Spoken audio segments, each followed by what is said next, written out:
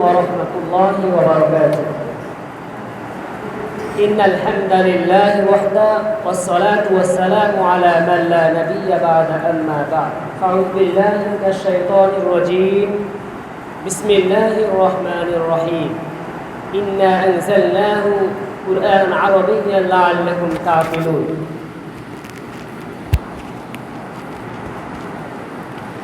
وقال رسول الله صلى الله عليه وسلم القرآن حجة لك أو عليك. قال عمر أما إن نبيكم صلى الله عليه وسلم قد قال إن الله يرفع بهذا الكتاب أقواما ويضع به آخرين رواه مسلم وابن ماجه. যাবতীয় প্রশংসা সে আল্লাহ তাআলার দরগাহে যে আল্লাহ তাআলা আমাদেরকে একটি মহতীয় অনুষ্ঠান, পৃথিবীর সবচাইতে দামি অনুষ্ঠান, যে অনুষ্ঠানে কুরআনের আলোচনা করা হয়, তারপরে আমরা যে অনুষ্ঠানে রয়েছি কুরআন কেন্দ্রিক অনুষ্ঠান। কিছু ছাত্র আজকে কুরআন ধরবে ইনশাআল্লাহ। তাই আমি আমার বক্তব্যকে কুরআন কেন্দ্রিক সাজিয়েছি আলহামদুলিল্লাহ। ছাত্ররা এবং অভিভাবক যারা এসেছেন এবং যারা মেহমান এসেছেন মনোযোগ সহকারে শুনবেন। কুরআন বিষয়ে সালাফে সালেহিন, সাহাবিগণ, তাবেঈন এদের কেমন যত্ন ছিল, তারা কীভাবে আমল করতেন কোরআনের প্রতি। এক নম্বর বলবো আমরা কোরআনকে আঁকড়ে ধরতে হবে। এই বিষয়ে একটা হাদিস বলি। ওয়ান মুহাম্মদ বিন জুবাইর রাদিয়াল্লাহু তাআলা আনহু قال عن أبيه قال كنا مع رسول الله صلى الله عليه وسلم بالجحفة فخرج علينا رسول الله صلى الله عليه وسلم. মুহাম্মদ বিন জুবাইর বিন মুতঈম রাদিয়াল্লাহু তাআলা আনহু তিনি বলেন, আমরা জুহফাতে একদা ছিলাম। মদিনার একটি জায়গার নাম জুহফা, সেখানে ছিলাম। এমত অবস্থায় নবী করিম সাল্লাল্লাহু আলাইহি ওয়াসাল্লাম আমাদের কাছে আসলেন। আসার পরে প্রশ্ন করছেন, আলাইসা তাশহাদুনা আল্লা ইলাহা ইল্লাল্লাহ, তোমরা কি সাক্ষ্য দিচ্ছ যে আল্লাহ এক, ওয়া আন্নী রাসূলুল্লাহ, এবং আমি আল্লাহর রাসূল, ওয়া আন্নাল কুরআনা জাআ মিন ইনদিল্লাহ, এবং কুরআন আল্লাহর নিকট থেকে এসেছে, তোমরা কি সাক্ষ্য দিচ্ছ? সাহাবা একরাম বললেন, কুলনা নাম, হ্যাঁ আল্লাহ রাসূল আমরা সাক্ষ্য দিচ্ছি। এরপরে নবী করিম সাল্লাল্লাহু আলাইহি সাল্লাম বলছেন, ফাবশিরু ফাইন্না হাযাল কুরআন তরাফাহু বিয়াদিহিল্লাহ ওয়া তরাফাহু বিআইদিকুম, তোমরা সুসংবাদ গ্রহণ করো, নিশ্চয়ই এই কুরআনের একটা দিক আল্লাহর হাতে রয়েছে এবং আরেকটা দিক তোমাদের হাতে রয়েছে। এইভাবে আপনারা বুঝবেন যে কুরআনুল কারীমের সাহাবা নবী করিম সাল্লাল্লাহু আলাইহি ওয়াসাল্লাম উদাহরণ দিলেন যে কুরআনের একদিকে আল্লাহ ধরে রেখেছেন এবং কুরআনের আরেকটা দিক তোমাদের হাতে রয়েছে। ফাতামাসসাকু বিহি, তোমরা কুরআনকে আঁকড়িয়ে ধরো। ওয়ালা তুহলাকু বাদাহু আবাদান, যদি কোনো মানুষ কোরআনকে আঁকড়িয়ে ধরে পৃথিবীর কেউ তাদেরকে ধ্বংস করতে, বরবাদ করতে পারবে না, কখনোই পারবে না। আবাদানের অর্থ একটি উদাহরণ দিলে বুঝবেন যে কোরআনকে আঁকড়ে আল্লাহ একদিকে ধরে আছেন এবং আমরা একদিকে ধরে আছি। রাসূল কেন আঁকড়িয়ে ধরতে বললেন? পানির হিটার রয়েছে, পানির হিটার, তো যে অংশটুকু বালতিতে ডুবানো হয় এটা একটা অংশ, আর কেবল প্লাগ একদিকে দেওয়া হয়। যদি প্লাগটা না দেওয়া হয় তাহলে এটা যদি নাড়াচাড়া করা হয় শর্ট মারবে না। যখনই প্লাগটা ঢুকানো হবে আর আপনি যদি এই অংশ ধরেন তাহলে আপনার বাঁচার আর উপায় থাকবে না, শর্ট করবে। তো অনুরূপভাবে এমন একটা কেন আপনাকে বাঁচার উপায় থাকবে না যে যখন বিজলির সাথে, কারেন্টের সাথে যখন সংযুক্ত করে দেওয়া হলো সঙ্গে সঙ্গে আপনি মাটিতে পড়ে যাবেন, কারণ তার সাথে একটা পাওয়ার রয়েছে, কারেন্ট। তো অনুরূপভাবে যদি আমরা কোরআনকে ধরি, কোরআনটা এমন একজনের হাতে রয়েছে তার এতটাই পাওয়ার যিনি হচ্ছেন আমাদের প্রভু আল্লাহ। এই কারণে পৃথিবীর কোনো মানুষ তাদেরকে গুমরাহ করতে পারবে না। এ হচ্ছে কোরআনের ফজিলত। আল্লাহ তাআলা বলেন, ইন্না আনজালনাহু কুরআনান আরাবিয়্যান লাআল্লাকুম তাকিলুন। নিশ্চয় কোরআনকে উপর থেকে নাজিল করা হয়েছে। একটা মূলনীতি হচ্ছে কোরআন উপর থেকে নাজিল হয়েছে। যে ব্যক্তি কোরআনকে ধরবে সে ব্যক্তি উপরে উঠে যাবে। সে ব্যক্তি উপরে উঠে যাওয়ার অর্থ হচ্ছে তার মান সম্মান বৃদ্ধি পাবে, এমন বৃদ্ধি পাবে সে ব্যক্তি জান্নাতে চলে যাবে। ওয়াইল্লা নাসা, আর যে ব্যক্তি ওয়াতারাকা কোরআনকে ছেড়ে দিবে, উপরের জিনিস যদি ছেড়ে দেওয়া হয় জিনিসটা উপরে উঠে যাবে কিন্তু আপনি নিচে পড়ে যাবেন। কোরআনকে যারাই ছেড়ে দিবে তারাই নিচে পড়ে যাবে, এরাই ধ্বংস হয়ে যাবে। এ বিষয়টা হাদিস শুনুন। হাদিসটি মুসলিম শরীফের 817 নম্বর, ইবনু মাজাহ শরীফের 218 নম্বর হাদিস। ক্বালা উমর রাদিয়াল্লাহু তাআলা আনহু তিনি বলেন, আমা ইন্না নাবিয়াকুম সাল্লাল্লাহু আলাইহি ওয়াসাল্লাম ক্বাদ ক্বাল, নিশ্চয় তোমাদের নবী সাল্লাল্লাহু আলাইহি ওয়াসাল্লাম বলেছেন, জেনে রাখো, ইন্নাল্লাহা ইয়ারফাউ বিহাযাল কিতাবি আকওয়ামা, নিশ্চয় আল্লাহ তাআলা এই কোরআনের মাধ্যমে তোমাদের জাতিকে আল্লাহ তাআলা উঁচু পর্যায়ে উঠিয়ে দিবেন যারা আঁকড়িয়ে ধরবে। ওয়াদাউ বিহি আখরিন, এবং যে জাতি কোরআনকে ধরবে না এদেরকে আল্লাহ তাআলা নিচে নামিয়ে দিবেন, এদেরকে অপমানিত, এদেরকে অধমস্ত, একেবারেই এদেরকে মিটিয়ে দিবেন, অর্থাৎ এরা জাহান্নামে যাবে। তাহলে আমরা বুঝলাম যে কোরআনকে আঁকড়ে ধরতে হবে। এবার আমরা যাব সালাফে সালেহিন রাদিয়াল্লাহু তাআলা আনহু,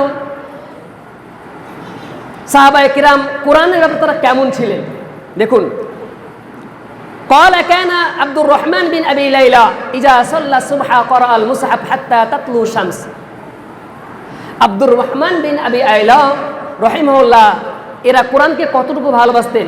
ফজরের নামাজ পড়তেন, ফজরের নামাজ থেকে নিয়ে হাত্তা তাতলুয়া শামস, সূর্য না ওঠা পর্যন্ত কোরআনকে বন্ধ করতেন না, বাদ দিতেন না। আমরা কি এমনটা করি?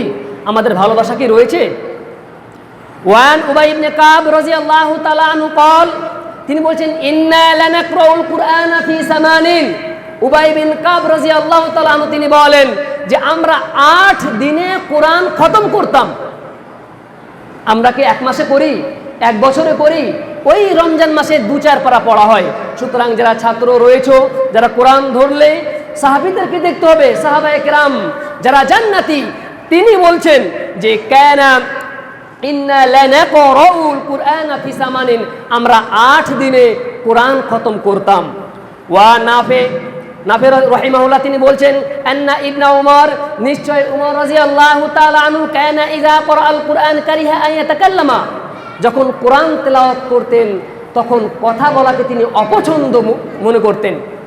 যতক্ষণ পর্যন্ত সে কোরআন তেলাওয়াত বন্ধ না করতেন ততক্ষণ পর্যন্ত কারোর সাথে কোনো কথা বলতেন না, তিনি দোষের মনে করতেন। সুতরাং আমরা যখন কোরআন তেলাওয়াত করব, পৃথিবীর কোনো গল্প যেন আমাদেরকে কোরআন পড়া বন্ধ করতে না পারে। قال عبد الله بن مسعود رضي الله تعالى عنه انما هذه القلوب اوعيه। আব্দুল্লাহ ইবনে মাসউদ রাদিয়াল্লাহু তাআলা তিনি বলেন, নিশ্চয় এই অন্তরটা এমন একটা পাত্র, সেটা ফাঁকা। ফাশগুলুহা বিল কুরআন, তোমরা কোরআনকে দিয়ে ব্যস্ত রাখো। যদি কোরআনকে দিয়ে ব্যস্ত রাখতে পারেন তাহলে আপনার মান সম্মান বৃদ্ধি হয়ে যাবে, আপনি আল্লাহর প্রিয় পাত্র হয়ে যাবেন। ওয়ালা তাশগুলুহা বিগাইরি, তোমরা অন্য কোনো কিছু দিয়ে তোমাদের এই অন্তরকে ভরে দিও না।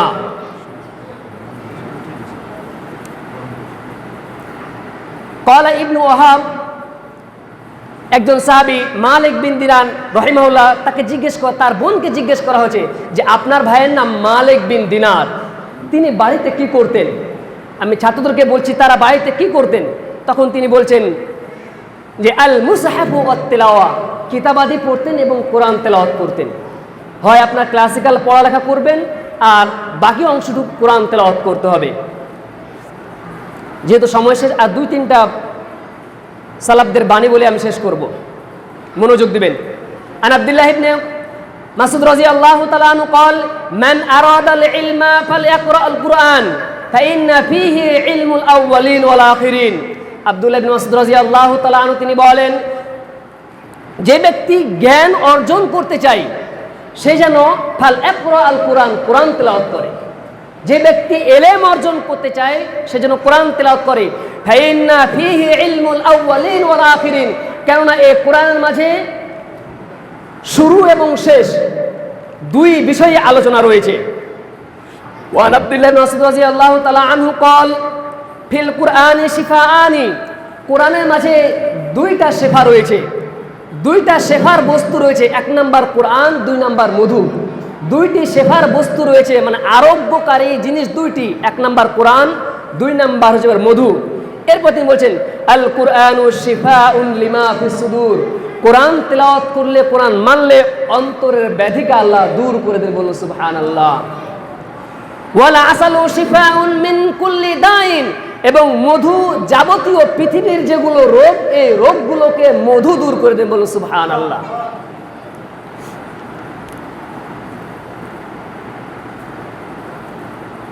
সালাম বিন আবি মুতি রাহিমাহুল্লাহ তিনি বলছেন যে কানা কাতাদা রাদিয়াল্লাহু তাআলা আনহু ইয়াখতিমুল কুরআন ফি ৭০, কাতাদা রাদিয়াল্লাহু তাআলা আনহু ৭ দিনে কোরআন খতম করতেন। ওয়া ইযা জাআ রমাদান, যখন রমজান চলে আসতো তখন খতমা ফি কুল্লি সালাসিন, 3 দিনে কোরআন খতম করতেন। আজকে আমরা কোথায়? আমাদের পুরুষগণ এবং মহিলাগণ কি এগুলো আমরা পড়ি মানি? তারা 7 দিনে এক কোরআন খতম দিতেন এবং রমজান মাসে 3 দিনে, সর্বনিম্ন যেটা হাদিসে রয়েছে 3 দিনে খতম দিতে হবে। আর দুই একটা কথা বলি। ওয়ান আব্দুল্লাহ ইবনে শাওজাব রাহিমাহুল্লাহ তিনি বলেন উরওয়া ইয়াকরা রুবুল কুরআন কুল্লা ইয়াউমিন, উরওয়া রাহিমাহুল্লাহ তিনি দিনে 4 ভাগের 1 ভাগ পড়তেন। 7.5 পারা মনে করি আমরা, 4 7.5 30 পারা। তো 7.5 পারা একদিনে না পড়ে ঘুমাতেন না। তাহলে আমরা কতটুকু কোরআন তেলাওয়াত করি? উসমান রাহিমাহুল্লাহ তিনি, উসমান বিন আফফান রাদিয়াল্লাহু তাআলা তিনি বলছেন লাউ তাহুরাতিল কুলুবু লাম আশবা মিনাত তিলাওয়াতি ওয়াল কুরআন, যদি অন্তরকে পরিবর্তন করতে তোমরা চাও তাহলে তোমরা কোরআন তেলাওয়াত করো। ওয়ান যায়েদ ইবনে জুবাইর রাদিয়াল্লাহু তাআলা আনহু ক্বাল আলী আবু বুখতারি তিনি বলছেন ইত্তাবি হাযাল কুরআন, তোমরা কোরআন অনুসরণ করো। ফাইন্নাহু ইয়াহদিক, নিশ্চয় কোরআন তোমাদেরকে হেদায়েত দান করবে। এই জন্য আমরা পবিত্র কোরআনের সূরা বাকারা খুললেই পাওয়া যায় হুদাল লিল মুত্তাকিন, মানে কোরআনকে হেদায়েতকারী হিসেবে বলা হয়েছে, হুদাল লিল মুত্তাকিন। আর এইখানে যায়েদ বিন জুবাইর রাহিমাহুল্লাহ তিনি বলছেন ইত্তাবি হাযাল কুরআন, তোমরা কোরআনকে অনুসরণ করো। ফাইন্নাহু ইয়াহদিক, কোরআন তোমাদেরকে হেদায়েত দান করবে। সুতরাং আমি সকলকে উল্লেখ করে বলবো যে আমরা সারাদিন যাই করি না কেন, উমর রাদিয়াল্লাহু তাআলার একটা হাদিস রয়েছে যে সে ব্যক্তি যখন ঘুমাতেন কোরআন তেলাওয়াত না করে ঘুমাতেন না। আর আমরা কি এই কাজগুলো করি? বিভিন্ন কিতাব পড়ি, বিভিন্ন পৃথিবীর কাজ করি, কিন্তু নিম্ন হলেও রাত্রে ঘুমানোর আগে সূরাতুল মুলুক তেলাওয়াত করে হলেও ঘুমাতে হবে, যেই সূরাটা আপনাকে কবরের আযাব থেকে রক্ষা করবে, যা হাদিসে পাওয়া যায়। এ বলে আমার কথা শেষ করব। আল্লাহ তাআলা আমাদেরকে কোরআনের সাথে থাকা তৌফিক দান করুন এবং বেশি বেশি কোরআন তেলাওয়াত করার এবং বুঝার তৌফিক দান করুন। আল্লাহ তাআলা তৌফিক দান করুন। আল্লাহুম্মা আমিন। আসসালামু আলাইকুম ওয়া রাহমাতুল্লাহি ওয়া বারাকাতুহু।